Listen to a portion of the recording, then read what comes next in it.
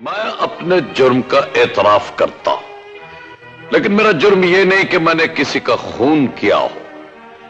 मेरा जुर्म तो सिर्फ इतना है कि मैंने अपनों से प्यार किया है। पाकिस्तान फिल्म इंडस्ट्री में जिन अदाकारों ने बतौर विलन अपनी पहचान बनाई, उनमें से काबिल जिक्र नाम अफजाल अहमद का है। 3 से ज्यादा फिल्मों में जलवागर होने वाले अफजाल अहमद ने अपनी जवानी भरपूर ऐशो इशरत में गुजारी। उन्हें फनी जिंदगी में भरपूर कामयाबियां मिली, जिसके नशे में धुत होकर उन्होंने अपनी जाती जिंदगी को अपने हाथों से आग लगा दी। बीवी और बेटी होने के बावजूद इंडस्ट्री की अदाकाराओं से मुआशके लड़ाए, जिसका बाद में उन्हें भारी खुमियाजा भुगतना पड़ा। शादीशुदा होने के बावजूद खवातीन के साथ मुआशकों ने किस तरह उनका करियर और जिंदगी को बर्बाद किया, ये सब कुछ हम बताएंगे आज की इस वीडियो में।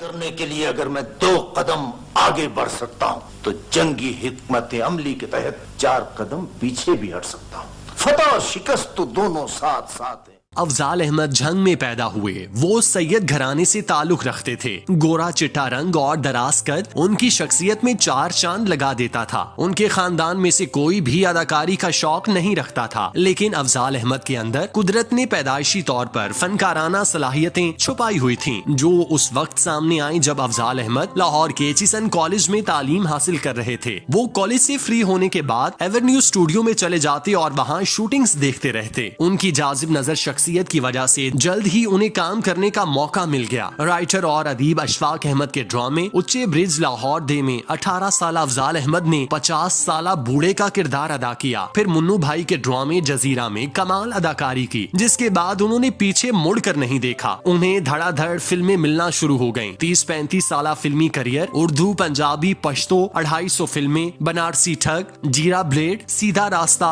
नौकर वोटीदा, शरीफ बदमाश, वहशी जट, चंद वरियाम, मिलेगा जुल्म दा बदला जैसी लातादाद सुपरहिट फिल्में। 90 की दिहाई उनके उरूज का जमाना था। सैयद घराने से ताल्लुक होने की वजह से उनका न सिर्फ मजहब बल्कि सूफीइज्म से भी गहरा लगाव था। चूंकि अल्लाह पाक ने उन पर अपने खजाने के मुंह खोले हुए थे, तो अफजाल अहमद ने दर्जनों हज और उम्रा भी किए। उन्होंने हुकूकुल्लाह की अदायगी में कोई कसर नहीं छोड़ी, लेकिन वो हुकूकुल इबाद पूरे करने में नाकाम हो गए, जिसकी वजह से वो कुदरत की पकड़ में आ गए। अफजाल अहमद की पहली शादी घर वालों की मर्जी से हुई। उनकी अहलिया इंतहाई पढ़ी लिखी और खूबसूरत थी। उनमें आइडियल हाउस वाइफ की तमाम तर खुसूसियात मौजूद थीं। इस शादी से अल्लाह पाक ने उन्हें एक बेटी से भी नवाजा, जिसकी वजह से उनकी जिंदगी मुकम्मल हो गई थी। अफजाल अहमद किस्मत के धनी थे कि वो फनी और जाती जिंदगी को कामयाबी से आगे बढ़ा रहे थे। लोग उनकी किस्मत पर रश करते थे और उन जैसा नसीब पाने की दुआएं करते थे। हर सुपरस्टार की तरह अफजाल अहमद के दिल में भी साथी अदाकाराओं को लेकर दिल में फतूर पैदा होने लगा। उन्होंने अपनी दौलत और स्टारडम के बलबूते पर अदाकाराओं के दिल जीतने की कोशिश की। उन्होंने उस वक्त की मकबूल अदाकारा बहार बेगम के साथ इश्क की पतंगे बढ़ाना शुरू कर दी। दोनों फिल्मी सेट के अलावा भी एक साथ दिखाई देते। वो शोबिस तकरीबात में भी एक जोड़ी के तौर पर शिरकत करते। इस बात का इल्म जब अफजाल अहमद की अहलिया को हुआ तो उन्होंने बर्दाश्त के कड़वे घूंट पिए, जिस पर अफजाल अहमद की हिम्मत में इजाफा हुआ और वो बहार बेगम को अपने घर ले आने लगे। ये देखकर अफजाल अहमद की अहलिया का सबर जवाब दे गया और यूं घर में लड़ाई झगड़े होने लगे। अफजाल अहमद, जिन पर बहार बेगम की मोहब्बत बहार की तरह छाई हुई थी, उन्हें अपनी बीवी और बेटी नजर नहीं आई। उन्होंने बहार बेगम की खातिर उन्हें धुतकारना शुरू कर दिया। जब अफजाल अहमद की अहलिया ने ये हालात देखे तो उन्होंने अपनी बेटी को साथ लिया और घर छोड़कर अमेरिका मुंतकिल हो गयी। अफजाल अहमद इस बात से खुश थे कि उनकी बीवी चली गई, लिहाजा अब वो बासानी बहार बेगम को अपनी जिंदगी की बहार बना सकते हैं। लेकिन वो ये भूल गए कि उन्होंने एक औरत का दिल दुखाया और एक ऐसा गुनाह जिसकी माफी अल्लाह उस वक्त तक नहीं देता जब तक वो बंदा खुद माफ ना कर दे। तुम्हारा शौहर शाहिद उसी कत्ल के जुर्म में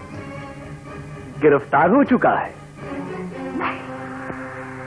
और तुम्हारी बच्ची मेरे कब्जे में है। अफजाल अहमद का इश्क बहार बेगम के अलावा कई दीगर खवातीन के साथ भी था, जिसका इल्म होने पर बहार बेगम ने उनसे राहें जुदा कर ली और गम मिटाने के लिए शादी करना चाही। लेकिन कुछ सालों बाद उनकी शादी नाकाम हो गई, जो बिलाशुबा अफजाल अहमद की बीवी की बद्दुआओं का शाखसाना थी, जो उन्होंने अपना घर तबाह करने पर बहार बेगम को दी थी। बहार बेगम घर उजड़ जाने के बाद तन्हा जिंदगी बसर करने लगी। अब अंजाम से दो चार होने की बारी अफजाल अहमद की थी। 2001 में जब जब अफजाल अहमद अपने स्टूडियो तमासील थिएटर में डबिंग करवा रहे थे तो उन्हें फालिज का शदीद अटैक हुआ। जान बच गई मगर बोलना गया, माजूर हो गए, व्हील चेयर पर आ गए और पिछले 20 साल से व्हील चेयर पर हुकूमती बेबसी, सब इदारे उन्हें भुलाए बैठे, रह गई फिल्म इंडस्ट्री। उसने किसी के लिए क्या करना है, खुद कब की मरहूमा मगफूरा हो चुकी। हाँ, वो अदाकार, हिदायतकार, फिल्म साज जो कभी अफजाल अहमद के घर से उठते नहीं थे, आज उनका रास्ता भूल गए। अफजाल अहमद की बहन बता रही थी कि अदाकार मोहम्मद अली जब तक जिंदा रहे हफ्ते में एक खाना अफजाल अहमद के साथ खाया करते। अदाकार नदीम लाहौर आए तो मिलने आते, वरना कोई नहीं। अफजाल अहमद इस हाल तक पहुँचे कैसे,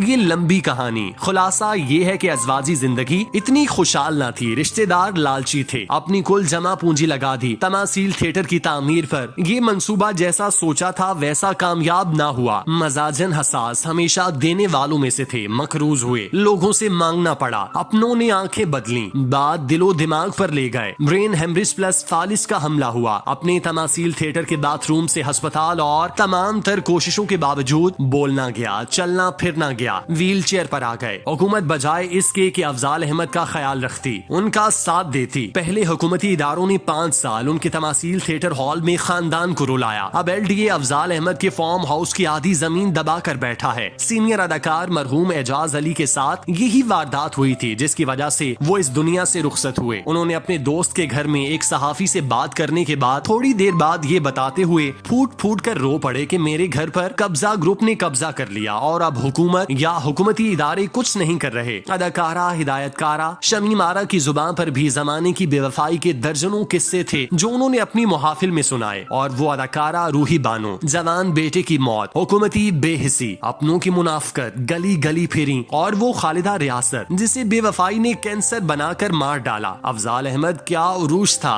क्या अदाकार, क्या अदाकारी। कई बार फिल्मी सेट पर उन्हें अदाकारी करते हुए देखा गया। आवाज, डायलॉग डिलीवरी, चेहरे के तासुरात, बेरंग सीन में भी रंग भर दिया करते थे। क्या गरजदार आवाज और बोलती आंखें पाई। अफजाल अहमद के हवाले से सीनियर कॉलम निगार अरशाद भट्टी लिखते हैं कि ये तब की बात जब उनके स्टेज ड्रामे जन्म जन्म की मैली चादर की धूम मची हुई थी। ये इस्लामाबाद आए, एक होटल में उनसे मुलाकात हुई। आधे घंटे की ये मुलाकात 2.5 घंटे पर फैली और इन 2.5 घंटों में एक मौके पर उन्होंने एक जुमले को 5 बार मुख्तलिफ अंदाज से बोल कर दिखाया, सुनाया। यकीन जानिए हर बार ये वही एक जुमला बोलते, जुमले के मानी बदल जाते। शायद यही वजह थी कि मैं जब भी उनसे मिला तभी यही सोच रहा हूँ कि उन्हें तलफ्फुज मुकालमे का बादशाह कहा जाता था। वो अदाकारी करते, लगता ही नहीं था कि अदाकारी हो रही है। वो ऐसे मुकालमे बोलते, मुख्तलिफ अदाकार तक तालियां बजाने पर मजबूर हो जाते। वही मुकालमे, डायलॉग डिलीवरी का बादशाह अफजाल अहमद। आज एक फिक्रा छोड़ें, एक लफ्ज नहीं बोल सकता। अरशाद भट्टी ने अफजाल अहमद के साथ मुलाकात का अहवाल कुछ यूं लिखा कि व्हील चेयर पर बैठे कभी वो सखावत नाज का सर सीने से लगाकर प्यार करते, ऊंची आवाज में हंसने लग जाते, कभी वो हसन मुराद का मुंह दोनों हाथों से पकड़कर चूमते हुए रोने लग जाते, कभी अपने दोनों हाथों से अपना मुंह छुपाकर ना समझ आने वाली आवाजें निकालते, सिसकियां भरने लग जाते। पिछले 10 मिनट से यही चल रहा था जब उन्होंने अपने साथ थिएटर में काम करने वाले सखावत नाज और अपनी फिल्मों के साथी हसन मुराद के सर और मुंह बारी बारी सीने से लगाकर खूब प्यार किया। फिर वो व्हील चेयर पर बैठे बैठे दोनों बाजुओं को उठाकर घुमा घुमा कर, बल्कि ऊपर वाले धड़ को घुमा घुमा कर व्हील चेयर पर बैठे नाचने लगे। सखावत नाज, हसन मुराद भी उनका साथ दे रहे थे। सखावत नाज और हसन मुराद के साथ मिनट 2 मिनट नाचने के बाद मुंह से अजीबो गरीब आवाजें निकालते हुए उन्होंने हमेशा अपने फार्म हाउस की तरफ इशारा करके ये बताना समझाना शुरू किया, देखो ये सारा फार्म हाउस मेरा है, देखो मेरा फार्म हाउस कितना बड़ा है। जब बात समझ आने के बाद हम सब ने मुस्कुरा मुस्कुरा कर तालियां बजा बजा कर कहा, माशाल्लाह खूबसूरत फार्म हाउस है। तब पहले वो हंसे, फिर जब 8-10 कोशिशों के बावजूद कोई एक बात छोड़े, एक लफ्ज भी हमसे ना कह पाए तो अचानक रोने लगे और हम सब उन्हें चुप कराने, उनका ध्यान किसी और तरफ लगाने लग गए। अफजाल अहमद फालिज होने पर पिछले 20 साल से व्हील चेयर पर हैं। इशारों की बात समझ लेते हैं, बात समझा लेते हैं, मगर एक लफ्ज नहीं बोल पाते। आज उनके पास करोड़ों रुपए की जायदाद है, लेकिन उनकी बीवी बेटियां उन्हें इस हालत में छोड़कर जा चुकी हैं, जिन्हें मुर्शिद मुर्शिद कहने वाले अब पलट कर खबर नहीं लेते, जिन्हें हर वक्त शाजी शाजी कहने वाले अब भूल चुके। अफजाल अहमद के मौजूदा हालात जिंदगी को कुरान मजीद की सूरह रहमान की इस आयत से बखूबी मुंसलिक किया जा सकता है कि कुल्लु मन अलैहा फानी, जमीन पर जो है सब फना होने वाले हैं। व यबका वजा रब्बका जुल जलाली वल इकराम, सिर्फ तेरे रब की जात जो अजमत और इज्जत वाली है बाकी रह जाएगी।